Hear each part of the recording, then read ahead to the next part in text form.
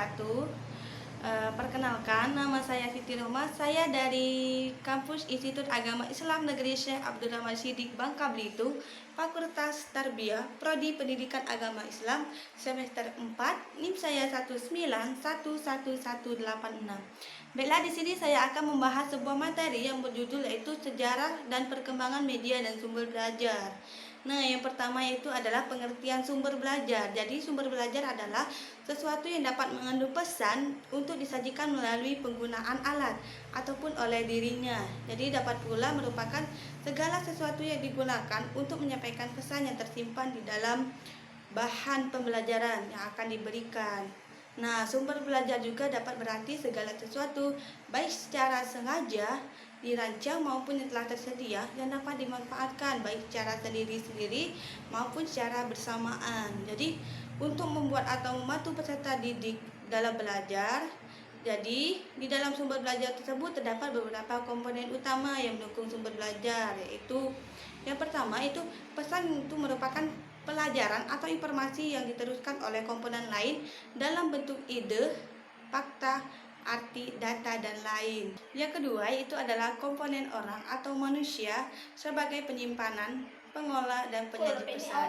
Yang ketiga yaitu adalah komponen alat sesuatu yang digunakan untuk menyampaikan pesan yang tersimpan di dalam bahan. Nah, yang terakhir itu adalah komponen teknik prosedur rutin atau acuan yang disiapkan untuk menggunakan bahan, peralatan, orang, dan lingkungan untuk menyampaikan sebuah pesan. Yang B itu adalah pengertian media pembelajaran. Jadi, dalam buku media pembelajaran oleh Departemen Pendidikan, istilah media itu berasal dari bahasa Latin yang merupakan bentuk jamak dari medium, yang secara harfiah berarti perantara atau pengantar. Jadi makna umumnya itu adalah segala sesuatu yang dapat menyalurkan sebuah informasi dari sumber kepada penerima informasi.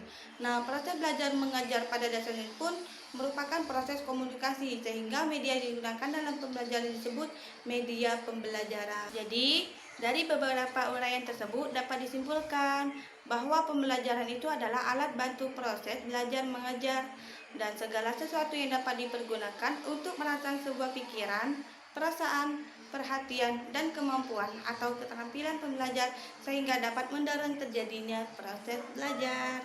Selanjutnya itu adalah C, perkembangan media dan sumber pembelajaran. Nah, pada awal sejarah pendidikan, guru merupakan satu-satunya sumber untuk memperoleh sebuah pelajaran. Jadi, dalam perkembangan selanjutnya itu, sumber belajar itu bertambah dengan adanya buku. Nah, pada masa itu kita kenal tokoh bernama Johann Amos Comenius yang tercatat sebagai orang pertama yang menulis buku bergambar yang ditunjukkan untuk anak sekolah.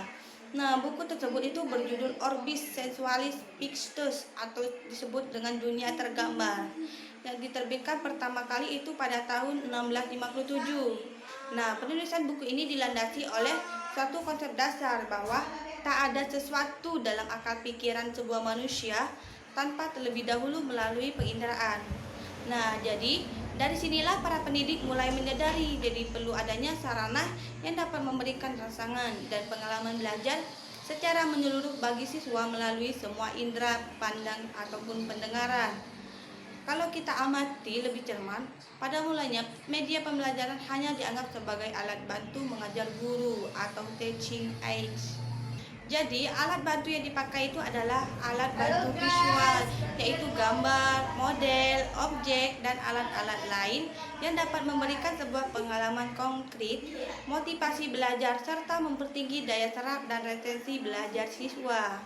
Jadi, sekitar abad pertengahan atau abad ke-20, usaha pemanfaatan alat visual melalui dilengkapan dengan peralatan audio.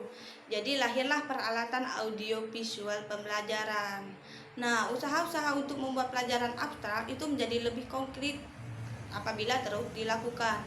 Dalam usaha itu, Edgar Dale membuat klarifikasi 11 tingkatan pengalaman belajar dari yang paling konkret sampai yang paling abstrak. Nah, ada 11 tingkatan klarifikasi pengalaman belajar dari yang paling konkret sampai yang paling abstrak, yaitu ada pengalaman langsung, observasi, partisipasi, demonstrasi, wisata, TV, film, radio, visual, simbol, dan juga verbal. Pada akhir tahun 1950, teori komunikasi tersebut mulai mempengaruhi penggunaan alat audiovisual. Dalam pandangan teori komunikasi, alat audiovisual ini berfungsi sebagai alat penyalur pesan dari sumber pesan kepada penerima pesan. Begitupun dalam dunia pendidikan. Jadi alat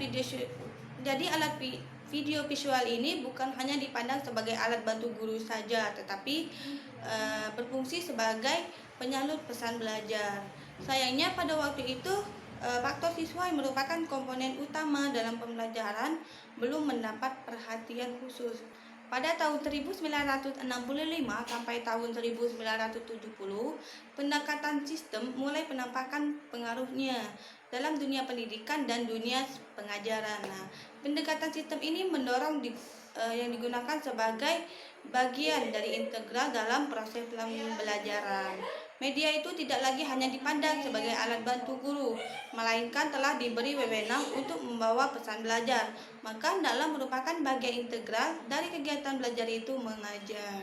Jadi, kalau saat ini kita mendengar kata media, itu hendaklah kata tersebut diartikan dalam pengertiannya yang terakhir, yaitu meliputi alat bantu guru dalam mengajar serta sarana pembawa pesan dari sumber belajar ke penerima pesan belajar atau siswa. Nah, sebagai penyaji dan penyalur pesan, media belajar. Jadi, jika pengaruh program media itu didesain dan dikembangkan secara baik, maka fungsi itu akan dapat diperankan oleh media meskipun tanpa keberadaan oleh guru. Selanjutnya itu adalah yang D, manfaat media dalam pembelajaran. Nah, Studi 2008 menyatakan bahwa perolehan pengetahuan Edgar Dale itu bahwa pengetahuan akan semakin abstrak apabila pesan hanya disampaikan melalui kata verbal. Hal ini memungkinkan terjadinya sebuah verbalisme. Artinya itu, siswa hanya mengetahui tentang kata tanpa memahami dan mengerti makna yang terkandung di dalamnya. Hal semacam ini akan menimbulkan kesalahan persepsi siswa. Oleh sebab itu, sebaiknya siswa memiliki pengalaman yang lebih konkret. Pesan yang ingin disampaikan itu benar-benar dapat mencapai sasaran dan tujuan.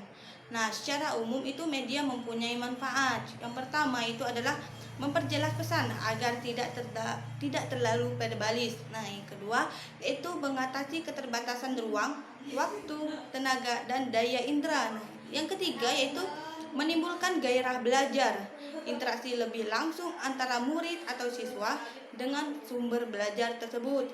Yang keempat itu ada memungkinkan anak belajar mandiri sesuai dengan bakat dan kemampuan visual ataupun auditori dan kinestetiknya. Yang kelima itu memberi rangsangan yang sama, itu mempersamakan pengalaman dan menimbulkan persepsi yang sama. Yang keenam yaitu adalah menghadiri objek-objek yang terlalu berbahaya atau sukar didapat ke dalam lingkungan belajar, yaitu misalnya menjelaskan dengan menggunakan gambar atau program TV list tentang binatang-binatang buas seperti gajah, jerapah, dinosaurus, dan binatang-binatang yang lainnya. Yang ketujuh yaitu adalah menampilkan objek yang terlalu besar seperti kapal laut, pesawat terbang, pasar, dan juga sebagai kontribusi media dalam proses pembelajaran. Yang pertama yaitu ada pembelajaran dapat lebih menarik. Nah, yang kedua itu pembelajaran itu menjadi lebih interaktif dengan menerapkan teori belajar. Nah, yang ketiga itu penyampaian pesan pembelajaran itu dapat lebih berstandar. Yang keempat, waktu pelaksanaan pembelajaran dapat diperpendek. Yang terakhir yaitu adalah kualitas pembelajaran itu dapat ditingkatkan. Baik, hanya itu yang dapat saya sampaikan. Semoga bermanfaat bagi kita semua, dan apa yang saya sampaikan itu membuahkan hasil untuk kita semua.